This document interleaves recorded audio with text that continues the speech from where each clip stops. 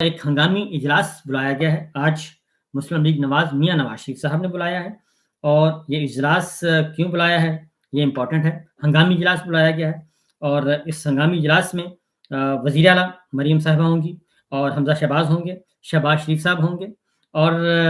Senior وفاقی وزراء ہوں گے، رانا ثناء اللہ صاحب ہوں گے، اسحاق ڈار صاحب ہوں گے، اور دیگر شریک ہوں گے۔ نواز شریف صاحب کی صدارت میں یہ اجلاس ہے آج کا رکھا ہوا ہے۔ اس کی نوبت کیوں آئی؟ دو تین باتیں ہیں بہت امپورٹنٹ۔ پہلی بات یہ ہے کہ ستمبر آ چکا،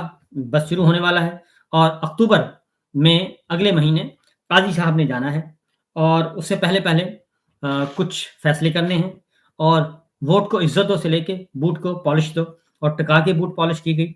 جاتی عمرہ کی طرف سے، شریف فیملی کی طرف سے، اور اتنی پالش کی گئی کہ جن کے بوٹ ہیں وہ بھی شرمندہ ہو رہے ہیں کہ ہم نے تو اتنی نہیں کہا تھا، لیکن یہ صبح دوپہر شام بوٹ چمکائے جا رہے ہیں۔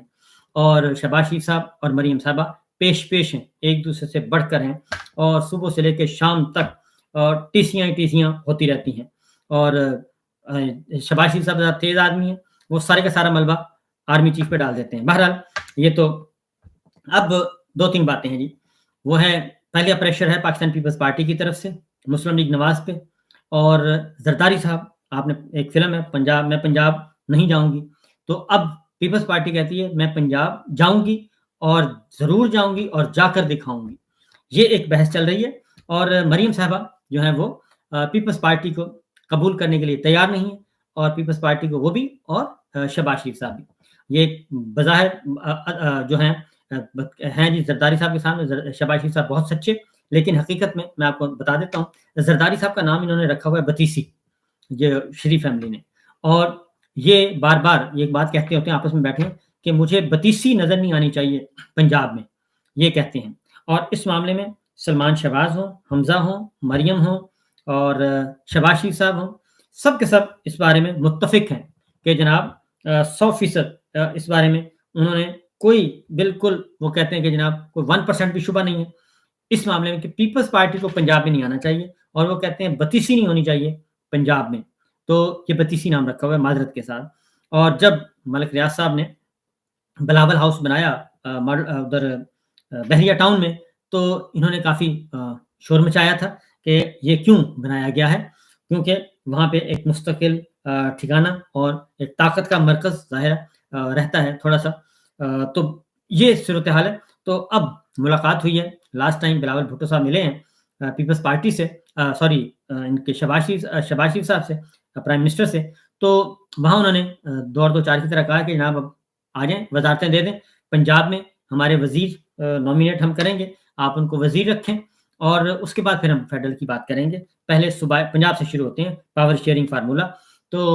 شہباز صاحب نے مریم صاحبہ سے بات کی، مریم صاحبہ نے نواز شریف صاحب سے بات کی، تو یہ مریم صاحبہ اس بات پہ ابھی وہ ایگری نہیں ہے کہ جناب پنجاب تو ہمارا ہے، اور سندھ آپ کا ہے، پنجاب ہمارا ہے، تو ہم سندھ میں نہیں وزارتیں مانگ رہے، آپ پنجاب میں کیوں مانگ رہے ہیں؟ اور بلوچستان میں ہماری کولیشن گورنمنٹ ہے، بات ختم ہو گئی، P T I Khyber Pakhtunkhwa میں ہے، سمپل سی بات ہے، سمپل فارمولہ وہ کہتے ہیں، تو لہٰذا جو جہاں ہے وہی ہے۔ تو ہم نے، مریم صاحبہ کہتی ہیں کہ میں نے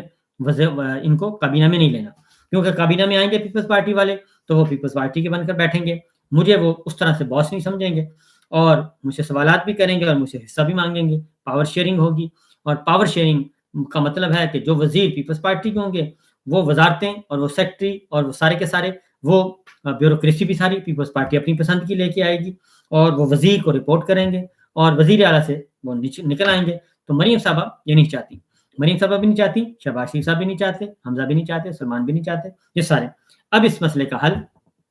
کیا کرنا ہے؟ تو کیا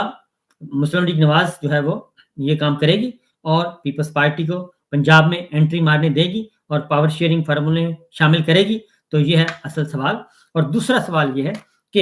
ایک تلوار لٹک رہی ہے فارم 45-47 کی، اور قاضی صاحب جا رہے ہیں اگلے مہینے اکتوبر میں، اور گھر جا رہے ہیں، اور فارم 45 اور 47 ہیں وہ آڈٹ ہوئے ہیں، ہلکے کھلنے ہیں، اور جیسے ہی کھلیں گے ٹریبیونل میں کیس جائیں گے، اور مریم صاحبہ کو بھی خطرہ، اور نواز شریف صاحب کو بھی خطرہ، اور باقیوں کو بھی خطرہ۔ تو وہ کہتے ہیں کہ سیاسی شہادت لینی ہے، یا پھر ہم بے موت سیاسی جو ہے بے موت مارا جانا ہے اس سیاست کے میدان میں۔ تو یہ ایک مسئلہ ہے، تو اس کے لیے آج ہنگامی اجلاس طلب کیا گیا ہے، تو دیکھتے ہیں کہ اس کا کیا نتیجہ نکلے گا۔ نمبر 1۔ نمبر 2 جی، جنرل عاصم منیر صاحب موجود ہیں، SIFC کے چیئرمین ہیں، وہ معیشت کو لے کر چل رہے ہیں، اور دوسری جانب اسحاق ڈار صاحب ہیں اور نواز شریف صاحب ہیں، ان کا اپنا ایک ویژن ہے جو کہ نہیں ہے، شہباز شریف صاحب کا بھی ویژن ہے جو کہ نہیں ہے، تو یہ ابھی ٹسل جو ہے وہ چل رہی ہے، زور آزمائی چل رہی ہے، اور جو وزیر خزانہ ہیں وہ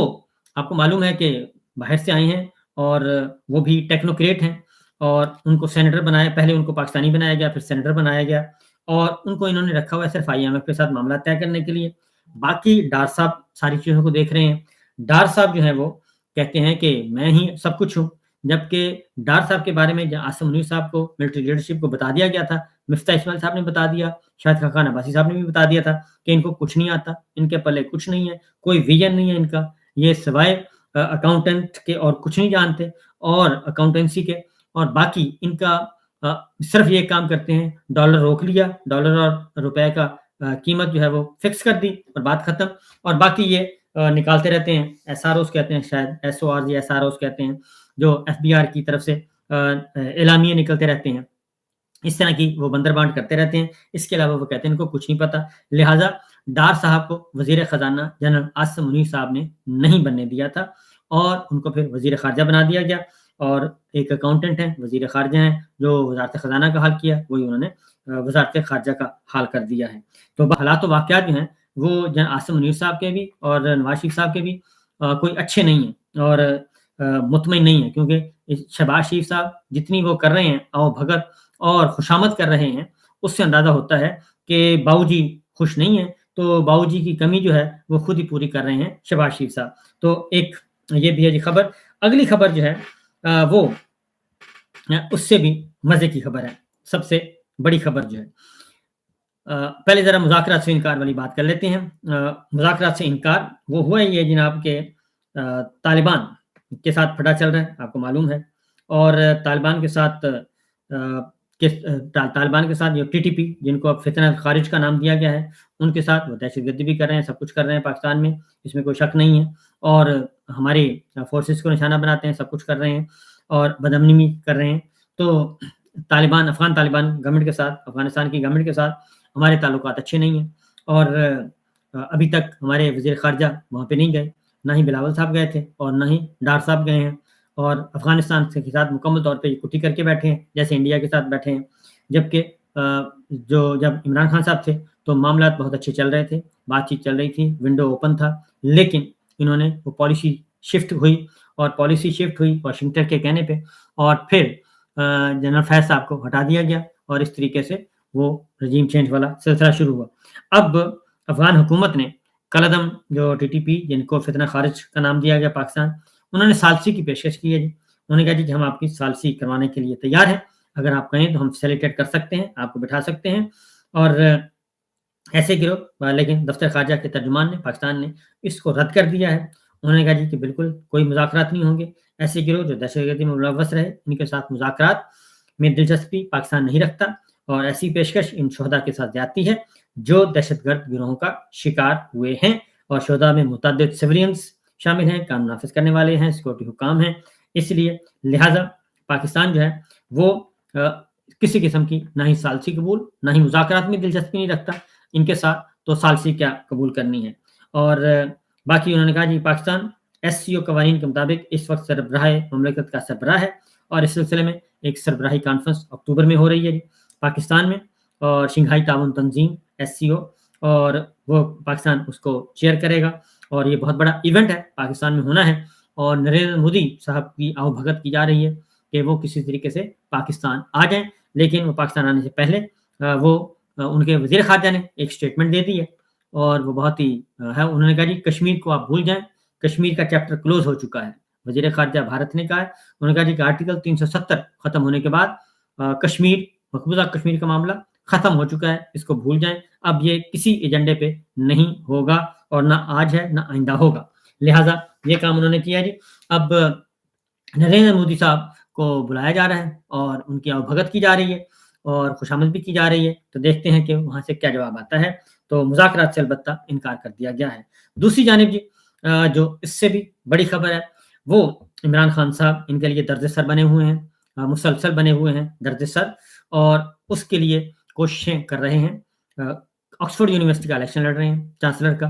और उन्होंने अपने कागज़ात जमा करवा दिए। और कागज़ात कैसे जमा करवाए, आईडी कार्ड कैसे आया, ये एक बड़ा ही है जनाब। इसका क्रेडिट जाता है जुल्फ़ी बुखारी साहब को, और जुल्फ़ी बुखारी साहब ने यहाँ पे सारा ये काम किया है, जो ज़ाब्ते की कार्रवाई है। उन्होंने इमरान खान की आईडी कार्ड की कॉपी मँगवाई, और वो मँगवा के, क्योंकि आईडी कार्ड कॉपी चाहिए थी, ज़रूरी थी, वो मँगवा के उन्होंने यहाँ पे अप्लाई किया। और जैसे ही ऑक्सफोर्ड यूनिवर्सिटी चांसलर के तौर पे इमरान खान साहब ने अपने आप को कहा कि जी मैं ऐलान किया इलेक्शन लड़ने का, और तब से नून लीग जाती उमरा मॉडल टाउन जो है, वहाँ पे एक भूचाल आया हुआ है। हालाँकि खुश होना चाहिए कि पाकिस्तान के साबिक वज़ीर-ए-आज़म हैं, इमरान खान हैं, इख्तिलाफ़ात हो सकते हैं। उनको एक एक मिल रहे हैं कि जी वो ऑक्सफोर्ड यूनिवर्सिटी के चांसलर के तौर पे इलेक्शन में हिस्सा ले रहे हैं। 3-4 कैंडिडेट हैं पूरी दुनिया में, और पूरी दुनिया में फैले हुए ऑक्सफोर्ड से फारिगुल तहसील जो हैं, वो तकरीबन 2 ढाई लाख जो वोटर है, 2.5 लाख के करीब वोटर है, एग्ज़ैक्ट लिस्ट आ जाएगी। उन्होंने वोट देना है, और ये पहला मौका है कि ऑनलाइन वोट मौजूद है, और ऑनलाइन वोटिंग है। आप दुनिया के किसी भी हिस्से में बैठे हैं, आप वोट दे सकते हैं। और पहली दफ़ा आई थिंक कि कोई एशियन जो है, और एशियन और फिर साउथ एशियन बरसग़ीर का एक उम्मीदवार जो है, वो इलेक्शन में हिस्सा ले रहा है चांसलर के तौर पे। बेनज़ीर भुट्टो मोहतरमा, वो भी ऑक्सफोर्ड से फारिगुल तहसील हैं, बिलावल भुट्टो फारिगुल तहसील हैं, और इमरान खान साहब। शरीफ फैमिली का कोई बंदा मेरा नहीं ख़्याल कि अभी है, और ना आने वाले दिनों में कोई इम्कान है। तो ये, और फिर ये है कि इमरान खान का कद-काठ जो है, इस वक़्त वो सबसे ज़्यादा इंटरनेशनल फ़ेम उनको हासिल है। एक बतौर प्लेयर के, खिलाड़ी के, और बतौर उनका एक एजुकेशन में उन्होंने काम किया है, हेल्थ के सेहत के शोबे में काम किया है। शौकत खान का नवल यूनिवर्सिटी का रिफ़ाही काम जिसे कहते हैं, बहुत ज़्यादा फ़लाही और रिफ़ाही काम, और फिर पॉलिटिशियन भी हैं, वज़ीर-ए-आज़म भी रह चुके हैं, और पॉलिटिकल विक्टिमाइज़ेशन का शिकार हैं, बुनियादी इंसानी हकूक़ के बारे में आवाज़ उठा रहे हैं, बुनियादी इंसानी हकूक़ की वो पामाली का शिकार हैं वो खुद भी, और उनको पाबंद सलासत रखा हुआ है, और उनके लिए आवाज़ उठ चुकी है कहाँ-कहाँ से। कांग्रेस से 368 अरकान ने, कांग्रेस, अमेरिकन कांग्रेस से, कनाडा से आवाज़ उठ चुकी है, बर्तानिया से उठ चुकी है, यूरोप से उठ चुकी है। हर जगह पे उनके चाहने वाले मौजूद हैं, उनके जो मोतरफ़ हैं वो मौजूद हैं, और लिहाज़ा वो एक तगड़े उम्मीदवार हैं। और ये चीज़ जो है, अब होना तो ये चाहिए था कि इमरान खान साहब के मुकाबले में जो कैंडिडेट हैं, उनको तकलीफ होनी चाहिए थी। वो आते, वो कागज़ात दाखिल करते, एतराज़ात दाखिल करते, जनाब ये ठीक नहीं है, ये बंदा सही नहीं है, जो एक तरीका होता है। लेकिन इस इलेक्शन में ना ही शहबाज शरीफ साहब की कोई फैमिली इसमें मद्दे मुकाबल है, ना नवाज़ शरीफ साहब की फैमिली मद्दे मुकाबल है, ना नून लीग है, ना पीपल्स पार्टी है, कोई भी नहीं है। और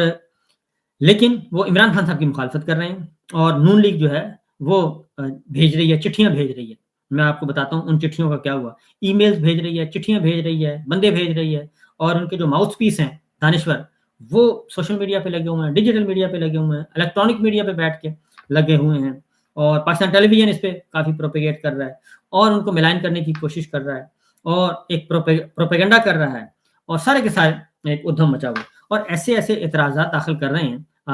इन अक्ल के अंधों को ये नहीं पता, ऐसे एतराज़ात दाखिल कर रहे हैं कि जिनके बारे में अ, वो उनको बुरा नहीं समझते। वो कहते हैं कि बंदा सच बोल रहा है, और उसने सच बोला, ऑन कर लिया, बात खत्म हो गई।